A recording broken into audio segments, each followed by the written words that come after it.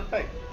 మీరు అది అర్థం చేసుకొని కొంచెం దూరమైన నిలబడతాం. మేము అక్కడికి మినిస్టర్ దగ్గరికి వస్తామని అంటే మీరు వస్తామంటే మాకు ఏం అభ్యంతరం లేదు. కాకపోతే అంటే మన యూనియన్ అనేటువంటి ఒక సిస్టమేట్ ఉంటుంది.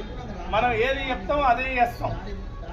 మనకేమన్నా ఇబ్బంది పెట్టేటువంటి కార్యక్రమం ఉంటే మనం ఎక్కడ వాళ్ళని మనం దెబ్బ కొట్టాలనో అక్కడ దెబ్బ కొడతాం. కొన్ని సందర్భాల్లో చెప్పవు.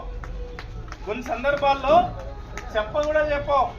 మనం ఎక్కడ చెప్పాలో అక్కడ చెప్తాం. మన కార్యక్రమం అనేటువంటిది కొనసాగుతుంది. కాబట్టి రేపటి ప్రోగ్రామ్కి సంబంధించినటువంటిది మీరు ఎట్లా అందరు వస్తారా 10 మంది వస్తారా అనేటువంటిది ఆలోచన చేసుకోండి. ఆ లోపు మినిస్టర్కి సంబంధించినటువంటిది వెంటనే అపాయింట్మెంట్ తీసుకోవడమా లేకపోతే మనం ఆ లెటర్ ఇదంతా ప్రాసెస్ చేయాలి, టైం లేదు. కాబట్టి ఈ విషయాల మీద ఈ రోజు నుంటే మన పోరాటం స్టార్ట్ అయింది అనుకోవాలి. ఈ రోజు నుంటే మనం బస్ స్టాండ్లో మన స్టాండ్ను సాధించుకున్నటువంటి ఏదైతే నిరసన కార్యక్రమం ఉందో ఈ రోజు నుంటే స్టార్ట్ అయింది.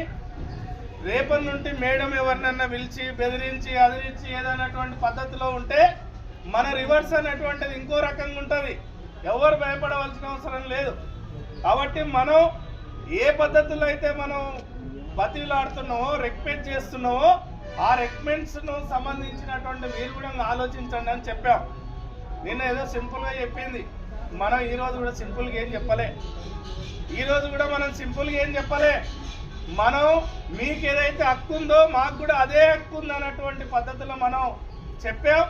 కాబట్టి మన హక్కు బరాబరి ఉంది, బరాబరి మన స్టాండ్ ఉంటుంది, బరాబరి 150 మంది ఇక్కడ ఉంటారు. ఎవరు భయపడవలసినటువంటి అవసరం లేదు. దానికోసం మనం పోరాడేటువంటి దాంట్లో చిన్న భేదాభిప్రాయాలు అనేటువంటిది వస్తున్నాయి.